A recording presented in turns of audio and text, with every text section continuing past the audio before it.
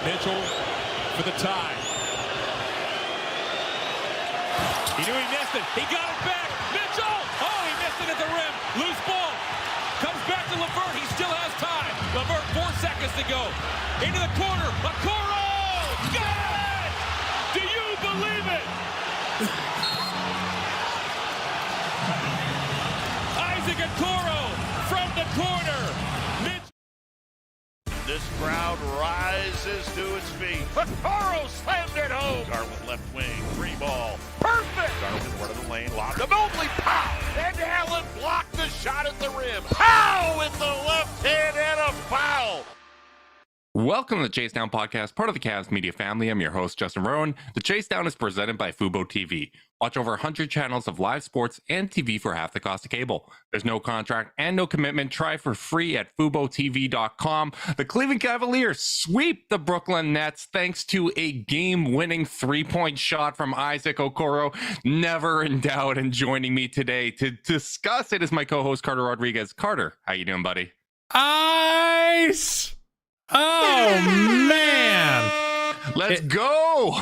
It felt so good. You know, I feel like it's one of those real feel good game winners. I mean, you got to remember where the season started, where Isaac just looked lost. He had rebuilt his shot in the offseason.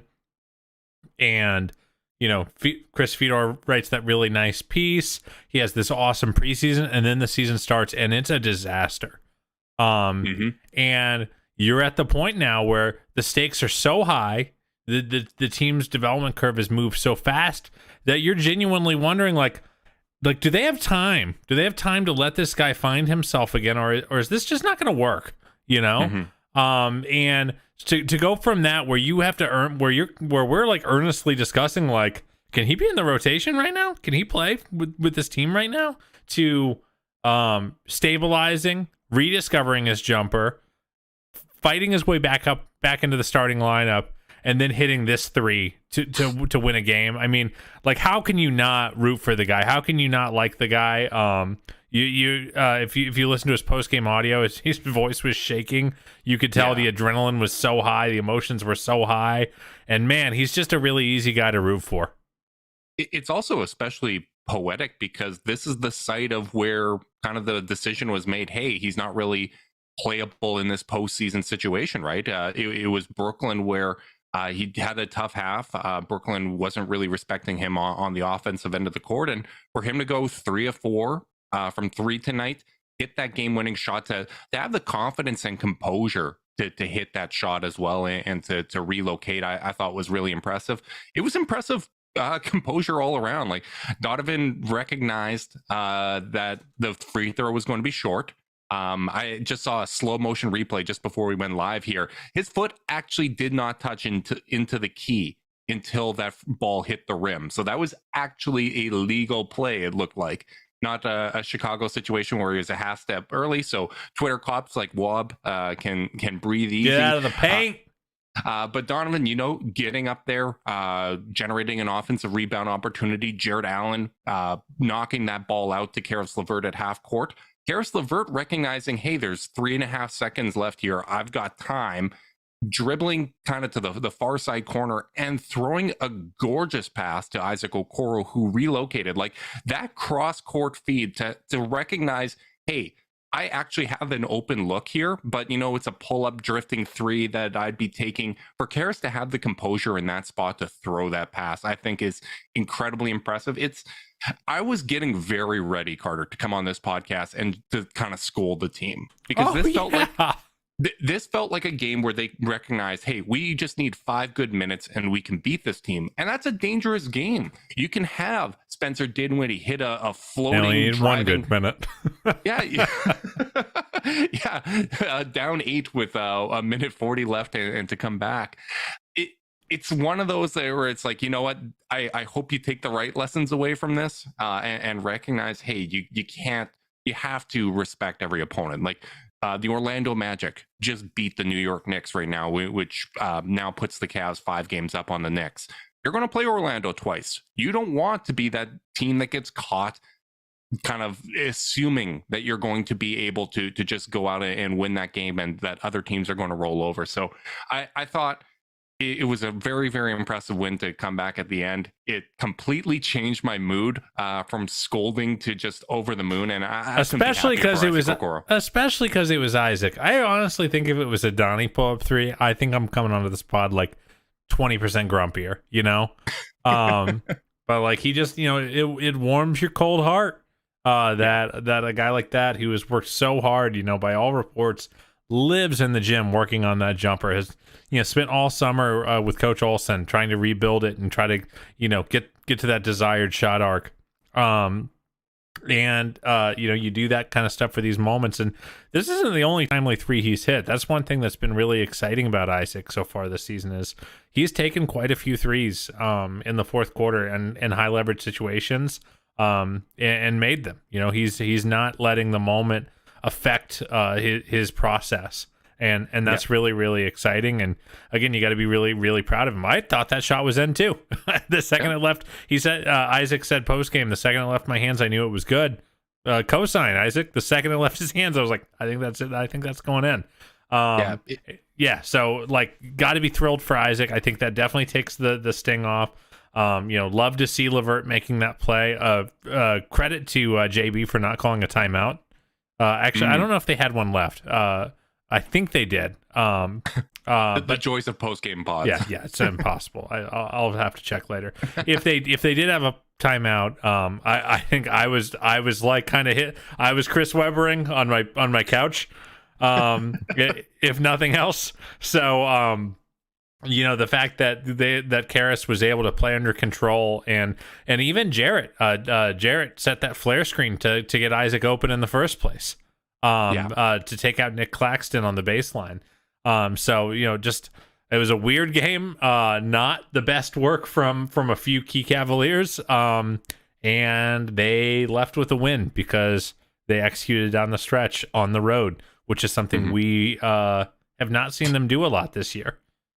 Technically, Carter, these are two clutch wins on the road, because when Sharp hit that three in that fake comeback in the first game, it technically moved the game into NBA.com's clutch metrics, which again can show you that sometimes those things don't tell the full story. And I'm really happy that they won both of these games because, you know, as your co-host and as a dear friend of you, I've never seen you more worried about facing a team than you were against this Brooklyn Nets. I've never seen you respect a team more. I've never seen you more worried. I said this to you in a DM, but between you and this stupid Nets thing and David Zavak telling me that I told him that Isaac shouldn't shoot more threes, I am just doused in strawmen right now. Well, the Scarecrow are coming for you, Carter, but it's okay. It feels great to get this win. As I mentioned, Cavs are now 5 games up on the Knicks. If you're looking at magic numbers, one more game to make the playoffs officially and avoid the play-in. By all likelihood, Cavs are going to be playing playoff basketball in the very near future. Could not be more excited for that. For those not familiar with magic number, that's how many games it takes you to win, regardless of what any other team does. So one more win the rest of the way, you guarantee a playoff berth. 3 wins and you guarantee home court in the playoffs. So with 7 games left, we have to go less than 500 to guarantee at least the 4th seed. So that is really exciting. And, you know, we tweeted this out from the pod account, I believe last week, but since the beginning of February of last year, Isaac Okoro has now taken 228 threes. He's shooting 38.1% on those shots. Like, that's a decent enough sample size. It does take more than that to normalize. We've seen that with hot and cold shooters like Jay Crowder. I remember he had that one hot shooting year in Boston, and outside of that, you know, it wasn't as consistent. The question now kind of shifts from can Isaac shoot to can he get the volume up, right? Are teammates going to trust him in those situations and make the right pass when he's open the corner? And this was an example of teammates trusting him, trusting that he's put in that work, and him delivering in a big moment. And honestly, I think this is going to pay big dividends, because you remember Isaac Okoro hitting that shot in this spot on the road against Brooklyn, right? Like, I just feel like it's going to be more likely that Darius Garland or Donovan Mitchell is going to make the right pass when maybe Isaac's just a little bit less open. But we've seen now he's not passing up those opportunities like he used to. I think one of the only threes he passed up, he ended up blowing by Dinwiddie and finishing under Claxton, which I thought was a great take. Like, we're seeing consistent growth, and I think it's easy to forget sometimes because he came to the Cavs a year earlier. He's the same age as Evan Mobley. Like, he's shown a lot of growth for a very young player. Yeah. And I'll even take it another step further. You talk about him earning that pass from Donovan or Darius when the game's on the line. I also am starting to think that he might be earning a little benefit of the doubt from JB Bickerstaff. If you recall those two playing games last year, it was like 2 or 3 misses, and JB was like, I got to pull the ripcord. Yeah. I'm not sure. One, just based on the way the current roster is shaped and where you're getting production. But beyond that, just, the fact that how important Isaac is to what they do, I don't think you should do that this year. I think you might have to let him go through at least a game or two, especially now that you're not in that one game morass where it's like, okay, one game is so important. But now that you have a 7-game stretch to go through, like, I think you have to be okay with Isaac having an 0-4 game from 3 because he's shown at least enough this season to me that, one, the ends justify the means on the defensive end of the ball and in transition and as a finisher, etc. And that, a bad game does not necessarily mean that he's going to have one the next night. He went 0-4 against Brooklyn in the first game of this split. And then, tonight he comes out and hits the game winner. So I think he's earned himself a little bit of rope. Again, just super proud of the guy. Yeah, and the other element of that too is he's more involved in the offense than he was last season, right? Like, you are now seeing both him and Allen coming up to set screens at the top of the key to free up Darius Garland. Like, he's involved in the offense beyond just standing in the corner. I think some of that is his own activity. Some of that is the evolution of the offensive schemes that the Cavs run from the coaching staff as well.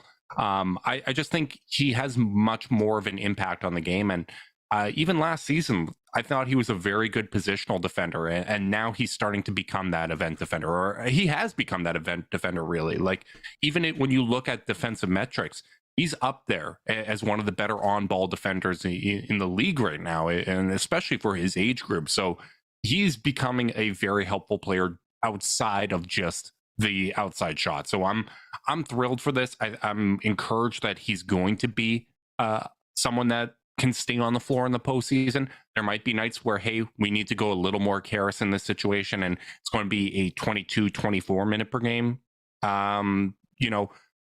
night for Isaac. But I think overall, I feel good about his chances of being a functional part of the rotation. And we know that in all likelihood, there's going to be times where the Cavs' lack of options for perimeter shooting is going to make things a lot more difficult for them.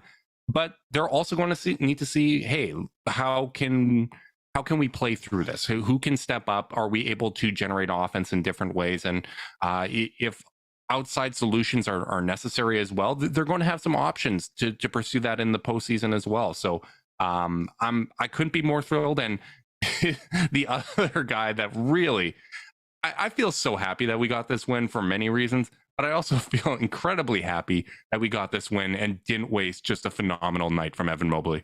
My God, man. I mean, I just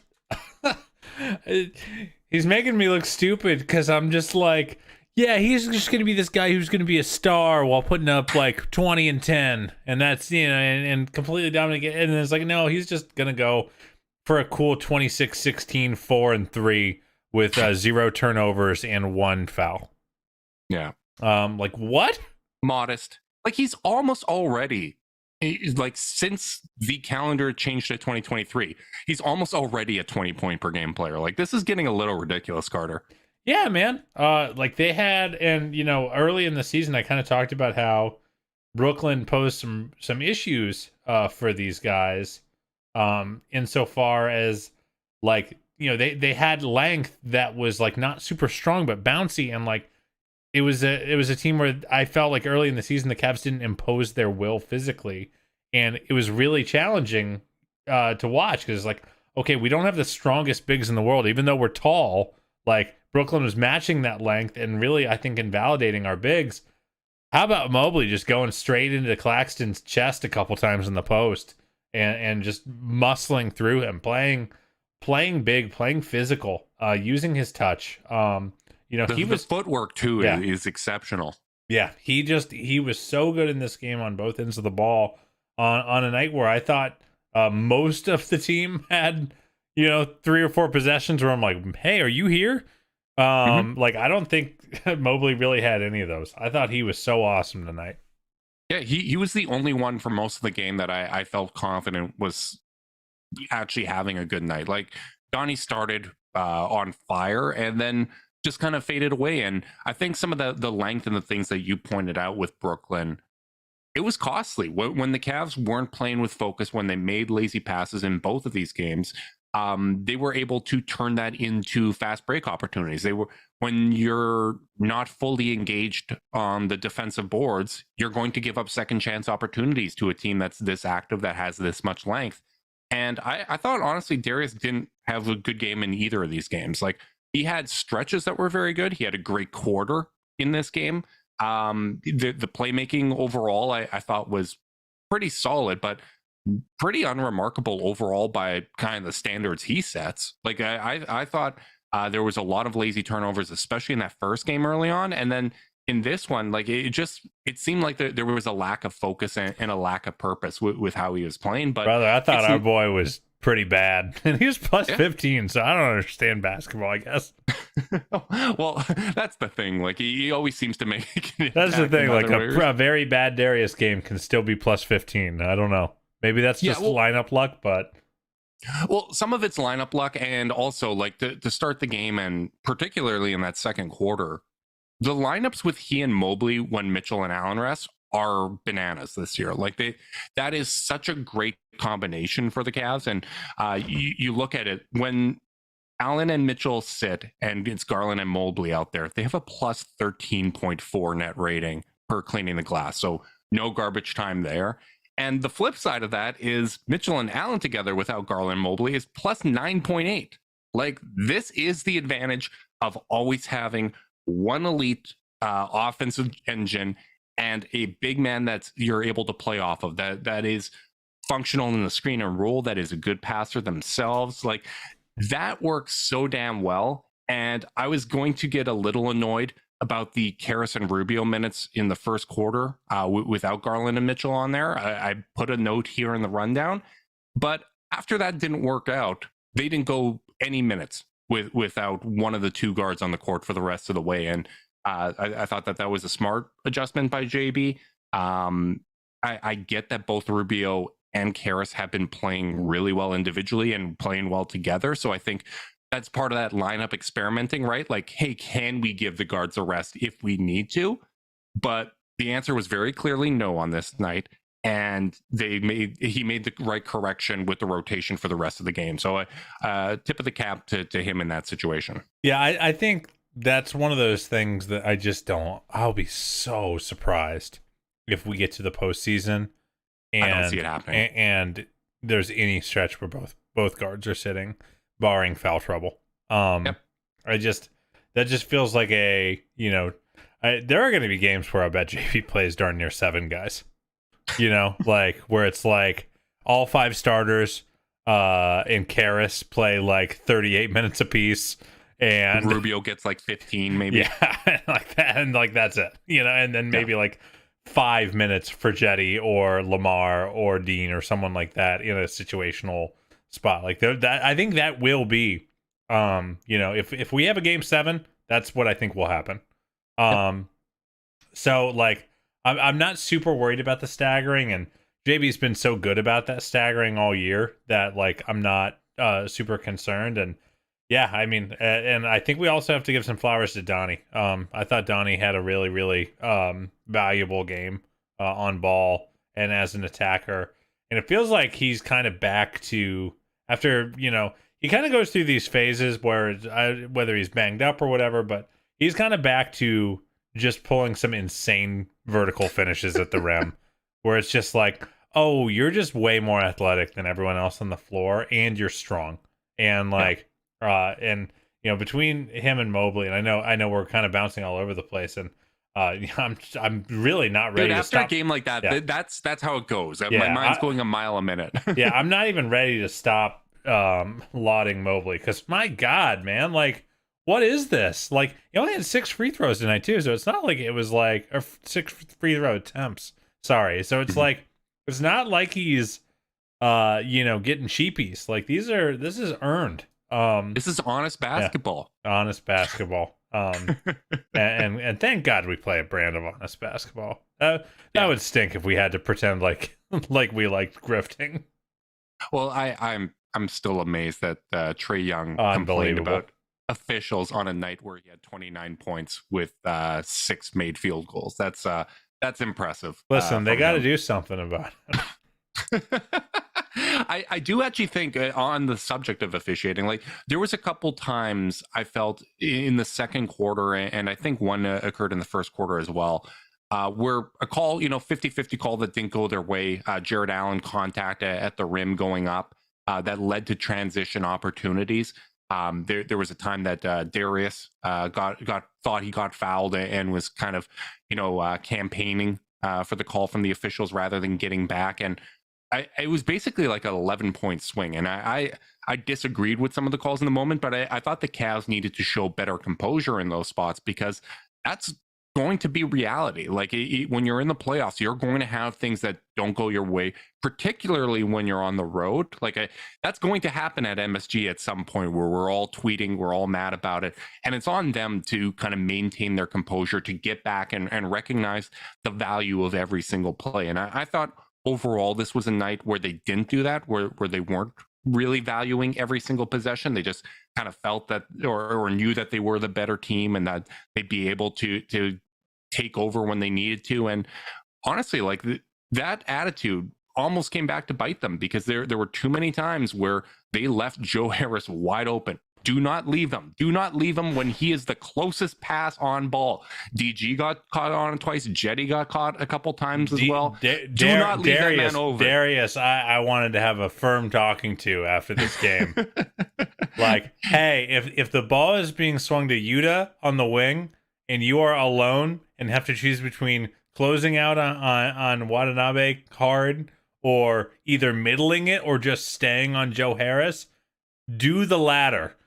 Yeah. Like, there were a couple of those where it's like, man, what are you doing?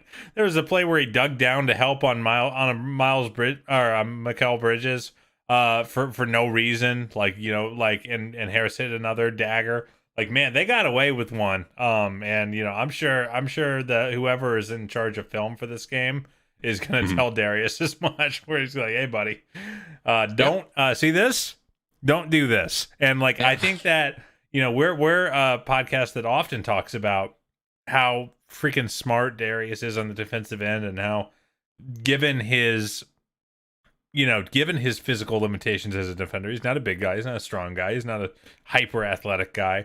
He grades out as a positive defender because he doesn't make mistakes and competes so hard. So like, it's, we do have to say, like, when, like, it's really disastrous when he makes those kind of mistakes, and man, they got away with it for sure. Yeah, and they have an ability to flip the switch, and I like the reason why I bring it up is because this isn't the team that we had from 2015 through 2018, right? Like, this isn't a veteran team that you can kind of have a level of confidence that they know what to do.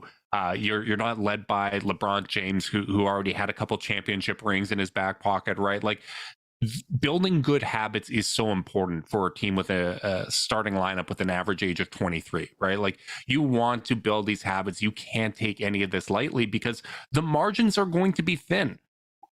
We're outside of the first round. We're probably not going to have the best player in a series, but we need to make up for that by having guys 2, 3, 4, right? And we're going to need to make up for that by not making mistakes. And if you end up against a team like Boston that really relies on, like, 3-point variance and stuff, you need to win the turnover battle. You need to win the second chance battle. You need to win the 50-50 battle and increase your own margin for error in those spots, right? So that's why it's so important for them to kind of clean up some of this stuff. And look, we've seen them locked in. Like I thought that game in Miami was a really, really quality win. A Miami team that's starting to get hot, by the way. They're the vibes have I'd like turned them around. to cool off a little bit there, Justin.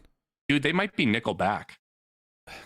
What? Are you familiar with what's going on there? No. Jimmy Butler is making them listen to Nickelback in the locker room, and it's turned around their season. Yeah. Jimmy Butler is a true NBA weirdo, man. I kind of like it. I do not so want to play strange. them, but No, I would rather play I'll the tell you Knicks. this much, Justin. I thought Bally was a little too celebratory with the Knicks loss bug on the broadcast. I'm like, guys, I don't think we want them to keep losing. You know what? Maybe I want no part of Jimmy Butler and Bam Adebayo and Eric Spoelstra in the playoffs. I don't care if the children of the poor are players 3 through 10 in the rotation. I do not want any part of those guys if I can avoid it. And I would love for Philly to have to play them. We are much closer now to the 2 seed than we are to the 5 seed. So at least we can keep that in mind. We're functionally 4 games back of both Boston and Philly, 3.5 back of Philly, but they have the tiebreaker. So I'll save 4 there. I was just looking at the line for tomorrow. They're 6-point underdogs against Golden State with Harden and Embiid questionable. So maybe they're resting. Then they have to play Phoenix. Then they're traveling to Denver for 3 games in 4 nights. So who knows? That's one of the beautiful things for the Cavs this end of the season is they do get rest. They get another 2 days off after these games. All the games are in the Eastern time zone. Got a lot of home games left. So it's much, much easier than what a lot of these other teams need to deal with. But I still think, like if they repeat some of the bad habits that they displayed after getting a very big lead against Brooklyn or in this game, they're going to drop a game to Orlando. They're going to drop a game here and there, right? And I just think you want to clean that up and you want to finish strong. Absolutely. And like that's kind of the way I feel like even if Philly goes out and win and Boston go out and win their next 3 and lock up their respective seeds, I really hope that the team does not shut anyone down. Obviously like health is a different thing. Like if a guy's playing on like a bum ankle and a game off would help, like give him the game off. But like healthy scratches in order to like give folks that little last bit of rest, I'm not super interested in that if I'm this coaching staff. And because this is a team that just does not have the playoff reps. So you don't want to be a cold engine going into the postseason. That's why like I talked when we had Kelsey Russo on earlier in the week. I was like, listen, if they can rattle off every single win to end the season, like that's the dream for me. I want them to come in feeling themselves in rhythm, knowing exactly what it takes for them to win games. And so like I'm not standings watching anymore because I really don't think it should impact the team's decision making much. Yeah, I agree. It's all about building good habits and putting together a complete game. Like that's what JB said after the first Brooklyn game. I didn't get as much of a time to dig into the post game tonight, but you want to get a complete game. You want to get that sustainable performance, the kind of performance that Zoom gives us whenever we're doing these podcasts. Support for this podcast and the following message comes from Zoom. 500,000 businesses connect using Zoom, a single platform for phone, chat, workspaces, events, apps, and video. Zoom enables real-time collaboration for teams around the globe. Zoom, how the world connects. Carter, the other benefit of this time off is, and you alluded to it earlier, but Donovan Mitchell, I am no longer worried about that finger. Because prior to the 3 days off, it looked like he was a little hesitant to dribble with the left hand. You could tell he was a little ginger on the catches. this looked like vintage Donovan Mitchell, and oh my God, has he been a lot of fun. Like that poster dunk was ridiculous. He had a finish in traffic through contact in the first quarter that was almost as impressive. He just looks like himself out there, and it's just a reminder that this team, when rested and healthy, man, they're good. They're so damn good, and it's it's getting me really excited for the playoffs, man. Like it's. You're not going to have 3 games in 4 nights in the playoffs. You're going to be rested. The game slows down to the pace the Cavs already play at. Evan Mobley is playing the best basketball of his career. All of them are vibing. Jared Allen looks healthy. Like it's a great place to be at. Man, I just said this to you right before we went live. If they win on Sunday, or is it Sunday? Yeah, Sunday. Sunday. They win on Sunday, they're going to be 20 games over 500. Like, oof. A year and a half ago, that was just like impossible. That was impossible to imagine. Yep. And like they're just doing it, man. Like this, there's almost no chance this is not a 50-win team unless they just shut people down. And they have outperformed my expectations relative to where they stand in the conference. I don't think anyone, even the most optimistic Cavs fans, had us having the best net rating in the league. I don't think most Cavs fans had us with the top 10 offense, given our spacing issues. Up to 8th prior to this game. It might have even gone up tonight. Who knows? It probably went up today because they had a nice offensive game. I don't think anyone had them with the 5th best record in the entire NBA. And again, I keep going back to the fact that I just think people, even with the Donnie addition, I think if this team were in the West in the 2 seed, only 4 losses back of the 1 seed, I think people would just be losing their minds about how fun this team is and how cool this team is nationally. Like they are, they're a victim of just playing next to some amazing teams at the top of the conference, but man, the best 3 teams in the league right now. That's what they have to deal with. That's what they have to go through. And I mean, it is fun. It's funny because there was conversation again the last couple days just about those expectations, and Brian Windhorst, who I gotta say, I'm a massive Windy fan. Like I don't think there's Wendy was feeling that local radio buzz, man. But like I don't think there's many people that do a better job of like very reliable reporting and analysis. I don't think there's many people that do a better job. We stand Wendy on this podcast, indisputably. And I actually agreed with the majority of what he said. The only word I disagreed with was that the Donovan Mitchell trade kind of kneecapped their ability to improve the roster. That was too strong a word, but also as someone that occasionally sits in front of a microphone and talks, sometimes you use the wrong word, so I'm not going to kill him over that. But he was talking about going from like being a very good team to an elite team, and the Cavs actually have all the markers of an elite team right now, right? Like you said, number 1 net rating, number 1 defense, top 10 offense. That's an elite team. And there was discussions about, well, if they have all the markings of elite team, why is the expectation just to win around? And, it's because there are those 3 teams in this conference. I think the expectations would be different in the West. But I don't think there's as big of a leap. Like one of the hardest things to do is adding a superstar. And the other thing is going from being very good to elite. Like that's the other hardest thing to do in the NBA.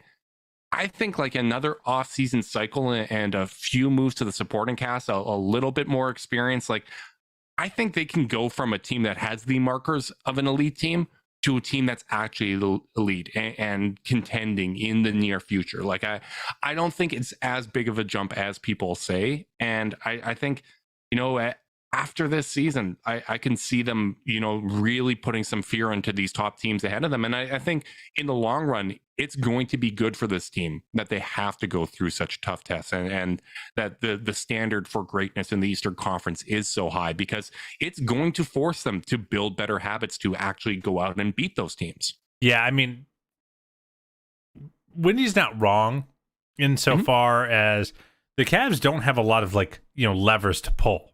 That's what trading 5 years of pick control will do for you. That's the result of consolidation trades, man. Yes. And they don't have a ton of crazy easy movable salary either. So they are going to have to admit the burden of making good choices is quite high, but we've seen teams find helpful players for the mid-level exception with the second round pick consolidation trades. And Kobe just has to do a good job. But he doesn't get to while he doesn't get as many swings and misses as maybe the Memphis Grizzlies might get right now, who have all their picks and then some to play with. But it still matters what you do with that. And I think the biggest thing that takes this team from good to true championship contender is time, is just this core getting a little bit older and getting a little bit better. Championship contention is mostly built around your top 4 or 5 guys historically. And what your role players need to do is not be so bad that they mess you up.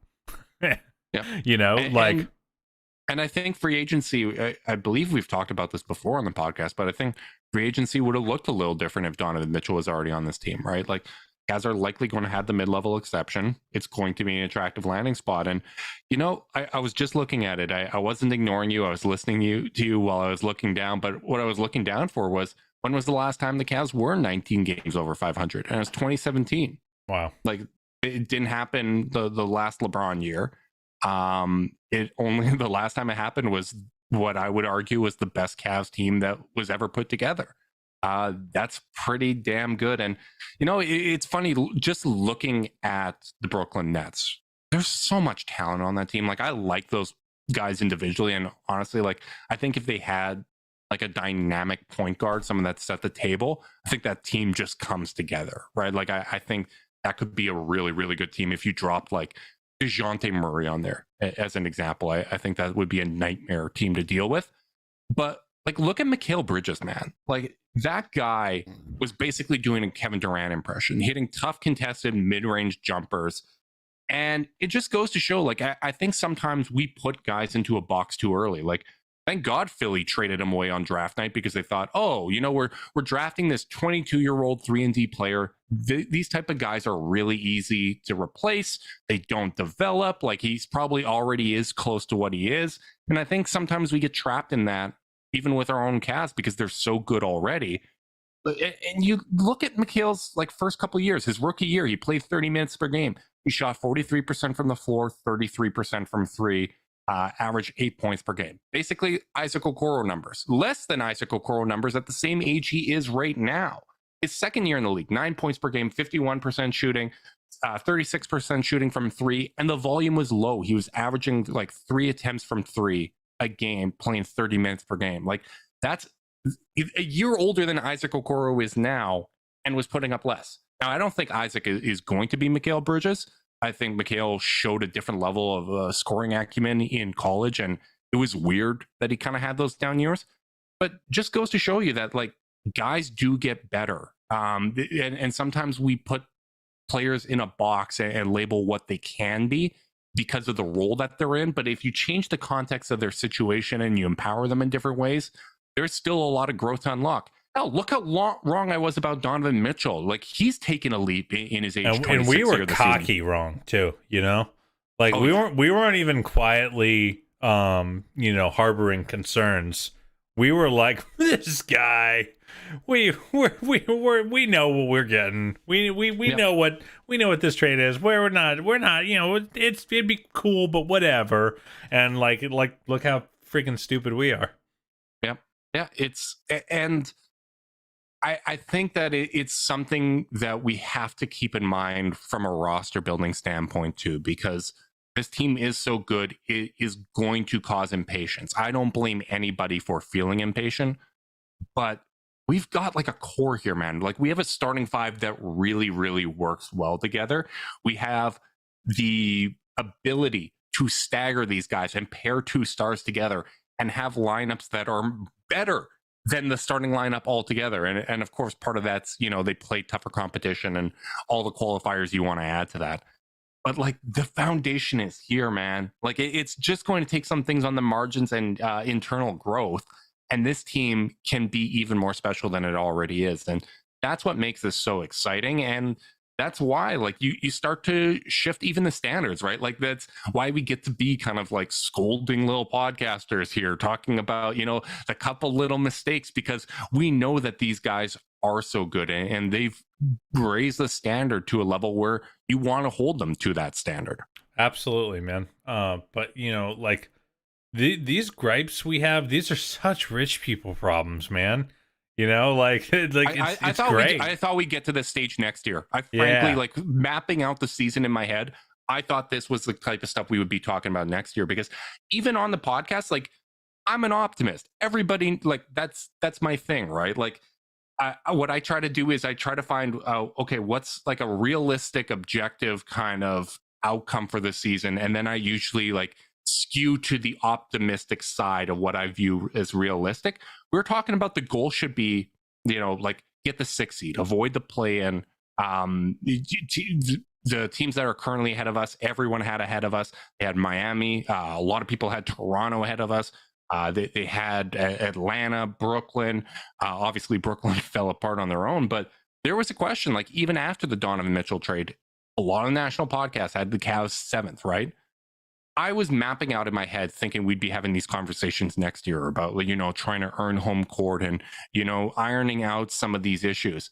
They are ahead of schedule, man. Don't let anyone tell you otherwise. This team is ahead of schedule and it's very exciting, but we have to calibrate our expectations and shift along with it because they've earned it.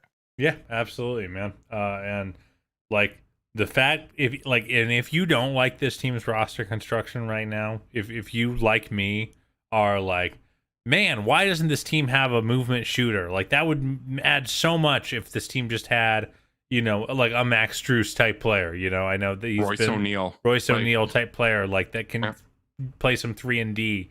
Like, why don't they have those guys yet? Well, luckily they don't have those. I think we all agree they need those guys, and they're still 20 games over 500. Like this is a team. You talk margin for error. This is a team that is 5-3 when they hit like 6 or less threes on like 25% shooting from 3.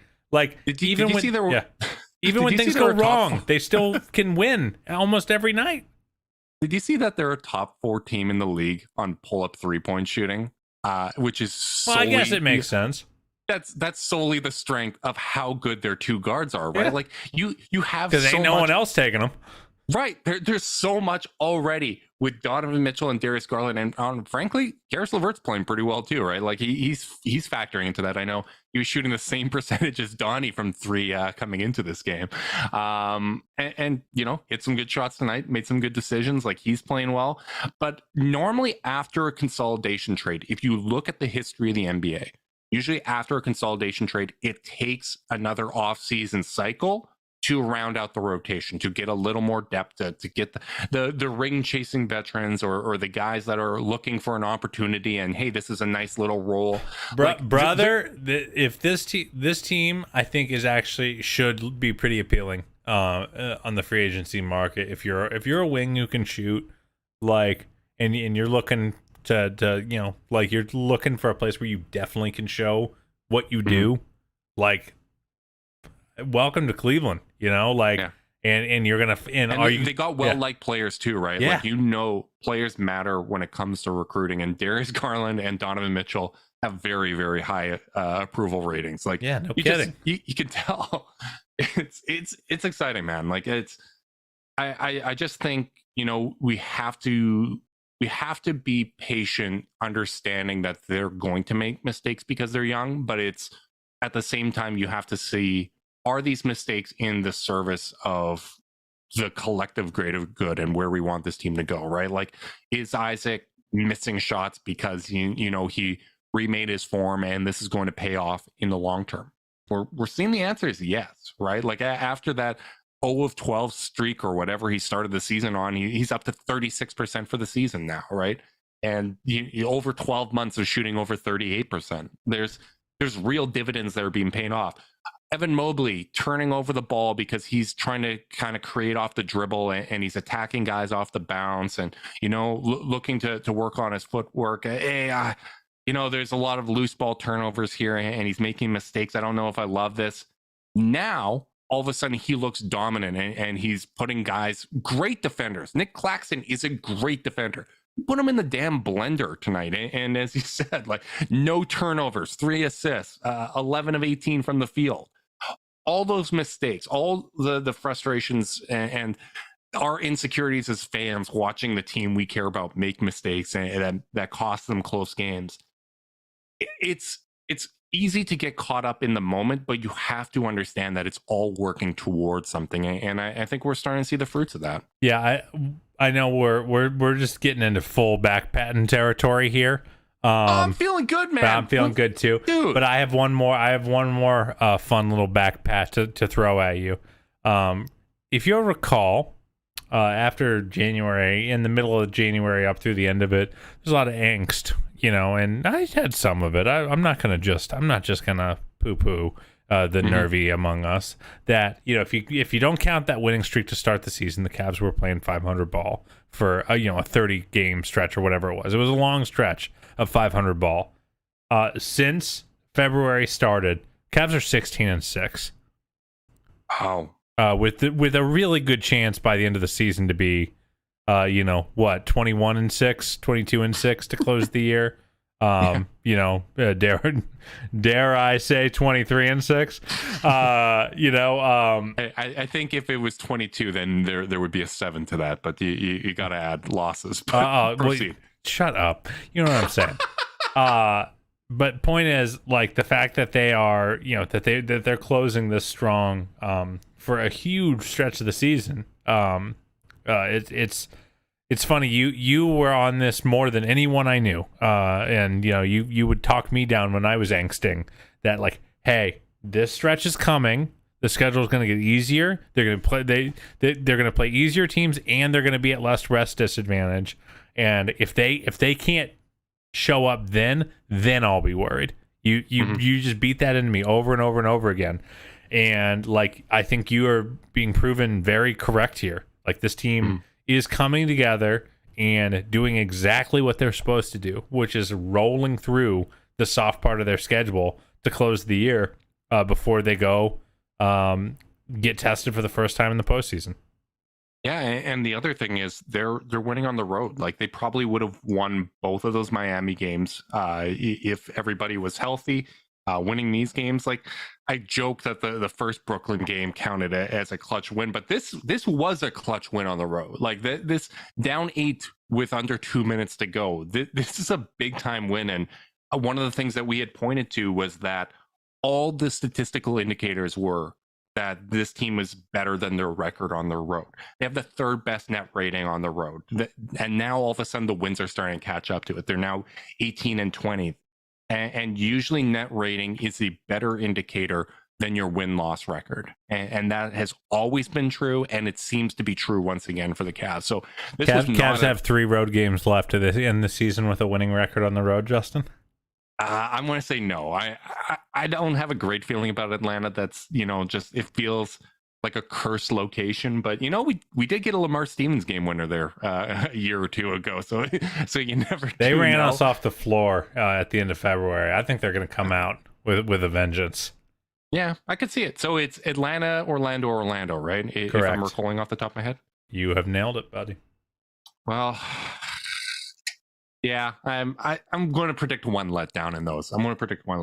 But honestly, like, I did not expect this podcast to go this way, but it all tied into kind of my big picture excitement over what this team can be. And honestly, like, to me, this is the most interesting and the most invested I've been in a Cavs team, because it's different than having a team led by a player that has a very good argument to be the best player in the history of the NBA, right? Like, it's just, the math is different. The team building questions are more interesting. Like, we're balancing multiple stars that are all playing so well off of one another. Like, just from an analysis standpoint, like, I feel so fortunate. And this is not far removed from us emptying the cupboard from a 4-year run of going to the NBA Finals. Like, I thought it was going to take longer than this. I didn't know we were ever going to be this good again. You remember what I told you? Like at the lowest point, after LeBron, it was actually, I think it was right after LeBron officially left. We hopped on this podcast and I said, Justin, I'm worried that we're going to be Kings East. Like, I don't want to be this team that just is in the wilderness for 10 years. And like, that's like, and then that first year happens and it goes so poorly. And Dude, then, those conversations were happening like among the fan base. Those conversations were happening among the fan base after the Evan Mobley pick. Like until we actually not by this part of the fan base. No. But they were happening over Cleveland Twitter, and people still had concerns, right? Like, you just traded a first for Jared Allen, and you just drafted another 7-footer, and what is this going to be? And it's worked out. Like, it's the Evan Mobley pick has changed this franchise. Darius Garland is closer to an all-NBA talent than he is not. Like, I think he is closer to Donovan Mitchell's level as a player than people recognize. And he's still got a lot of growth ahead of him and a long way to go. But this is damn exciting, man. Like, our boy Justin in the chat just said, turned out the Kings are Cavs West. I gotta say, I am so happy for the Kings. Their fans deserve it. Of course, man. It's my favorite. My favorite Twitter fan base as well. Greg Wessinger and the boys. Just a delightfully pleasant group that has no right to be as pleasant as they've been over this 15 years. God bless the Sacramento Kings and their fans. God bless the Cleveland Cavaliers, and God bless everyone that stayed up to listen to us just ramble on. And God bless Kylie, who's been with the baby this whole time. And on that note, big thanks to everyone that tuned in. We appreciate you guys staying up to listen to us, be self-indulgent and pat ourselves on the back and gloat about this awesome team that we have. But you know what? I'm feeling good. Isaac Okoro hit a damn game winner, man. That's a lot of fun. If you're tuning in on YouTube, like and subscribe. Click the notification bell so you know when we're going live. If you're listening via podcast and you want to support us there, leave us a rating, leave a review, subscribe, unsubscribe, resubscribe, and help cook those books. If you want to be part of the Chase Down's exclusive Discord chat, send a screenshot of that review to chasedownpod@gmail.com. However you choose to support us, we really do appreciate it. Make sure you guys are staying safe out there. Until next time, go Cavs.